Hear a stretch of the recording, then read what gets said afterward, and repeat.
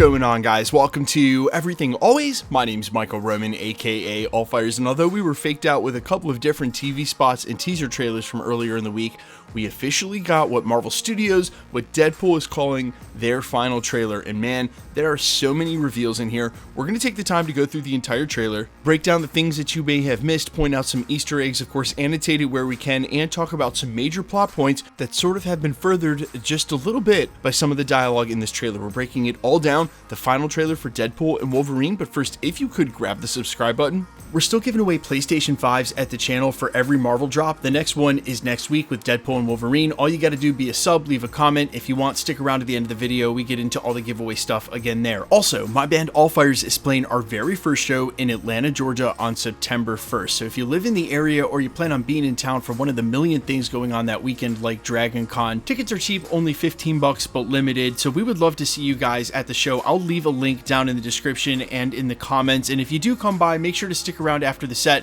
and say hi. I'll definitely be hanging out. Okay, so one of the first Easter eggs I want to point out is actually in the bottom right hand corner for a couple of frames as they're scrolling through, again, what we're still calling the Void. It'll be interesting to see if we're right or wrong about that. In the bottom right hand corner, you can clearly see there the Royal Palace from Asgard, even though I'm probably going to mispronounce it, Valaskov. And the interesting thing about this is one of the last times we saw this was actually Old Man Loki creating an avatar of this building in the original Loki series, but here it is in the flesh, or should I say the brick and mortar. And interestingly enough, not the only reference we're going to get to Loki series 1 and 2 during this trailer. Now, the next part of the dialogue in the trailer, I'm guessing probably mirrors a lot of some of the dialogue we're going to see in the first act, where Deadpool looks up to Wolverine because of the Wolverine he's used to from his own world, the one that we're used to from the X-Men movies, the one that we followed and died in Logan. He's trying to explain to this Wolverine, the one that TVA agent Paradox said let down his whole world, that on his Earth, man, Wolverine is the X-Men, he's the man, he's the hero,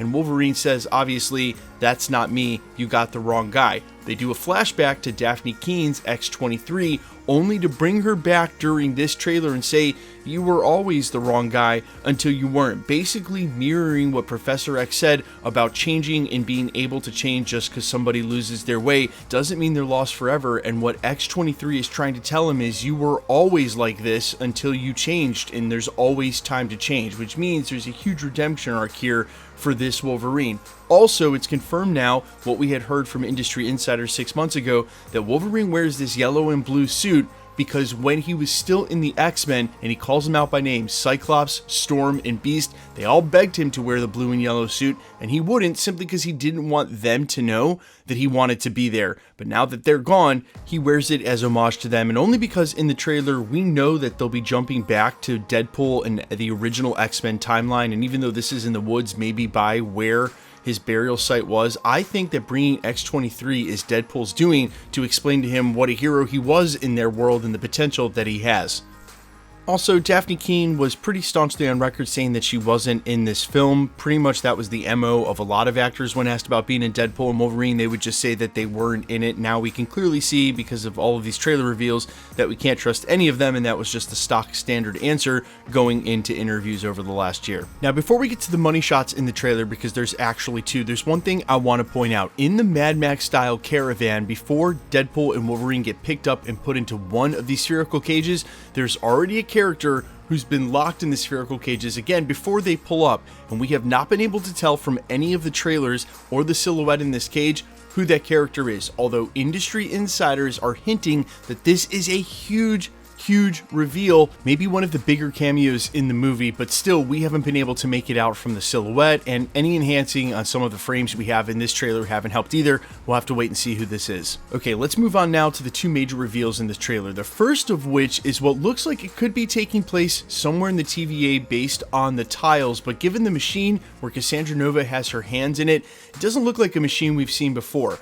But she is surrounded by what looks like probability strings tied to what we saw during Loki Season 2. And without devolving into our full quantum physics lesson to explain exactly how this affects the fabric of reality, these probability strings are the reality. It's the vibrations along these strings that actually create the resonance that creates each one of us. So her being able to tap into something this elemental, this integral to the fabric of reality would be a major problem, especially for a villain who has powers like Cassandra Nova. And even though that green pillar there in the corner and the tiles sort of give this away and make it feel like the TVA, and I may be wrong about that, I'm definitely not wrong about the fact that whatever this machine is, it's definitely generating these probability strings the same way we saw Loki when he was controlling time on an elemental level and during Loki season 2, which really begs the question as to what that machine is and where they are. For now, I'm going to guess the TVA. But now we have to talk about what is the craziest shot in the trailer, and because it's only about a frame and a half, if you blinked or looked away from the screen, you definitely would have missed it. The Deadpool Corps coming through a portal, a full look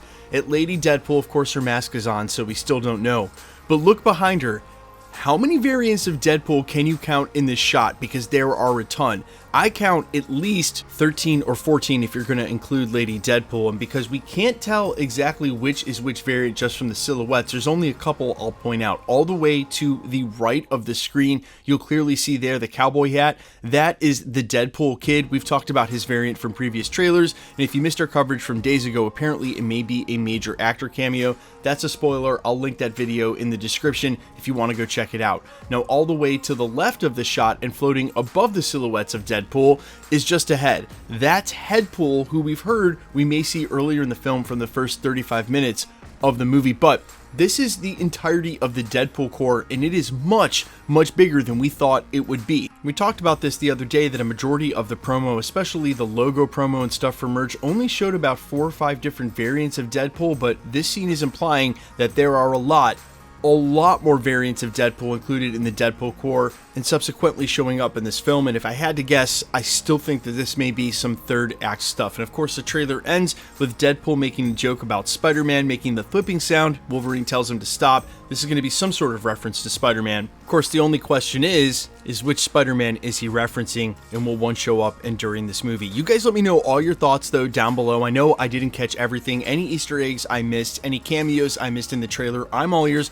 Let me know in the comments quickly. Let's get into the giveaway stuff before I let you go. Okay, we're still giving away PlayStation 5s at the channel, and we're just going to continue to do that until the PlayStation 5 Pro or the 6 comes out. At this point, who knows which will be first. Also, when we get a little closer to Deadpool and Wolverine's release, say about 2 weeks out, we'll start doing more regular ticket giveaways for the film as well. If you want to be entered to win for either of those or any of the other future giveaways here at the channel, all the same rules will always apply. Hit the subscribe button because you need to be a subscriber, then leave a comment down below. Because it's truly random, the more videos that you comment on here at the channel, the better chance you have of winning. Please remember that only winners will be announced when there is one, with the comment shown on screen and live with my voice announcing that winner. So if you should get a comment on my YouTube channel, really any YouTube channel, any platform with someone claiming you've won a prize, please remember that anybody can take a content creator's photo, make a new profile, use that photo, claim you've won a prize, and it's all just a scam to get you to pay for shipping. No content creator will ever ask you to DM them on a third-party app like Telegram or WhatsApp. No content creator, point blank, will ever ask you to pay for shipping. So if this should happen to you, although they've left us alone for the last year or two here at my channel, they've been attacking some of my friends' channels in this little corner of YouTube. So if you should get a comment like this somewhere, please report it to YouTube. YouTube is very fast and thorough about deleting and suspending those accounts. And then not only have you deleted that comment for you and other people on that channel, but you've deleted that comment across all of YouTube wherever they've spammed that. You are doing such a community service and really helping everybody out beyond just the content creator who's getting spammed. So if you should get a comment, remember, report it to YouTube. The best way to keep up with the content here at the channel has always been to hit the notification bell with all notifications turned on. And as always, if you liked today's video, I'd appreciate it if you'd hit the like button. My name is Michael Roman. You can find me in a couple of places, Instagram and Twitter at IamFires. You can also find me on Spotify, YouTube, Amazon, Apple, iTunes, wherever you listen to original music under the name All Fires. And while I would sincerely appreciate you guys checking my music out, thanks to those who already have, thanks for your support here at the channel. Stick around, we'll be posting again real soon.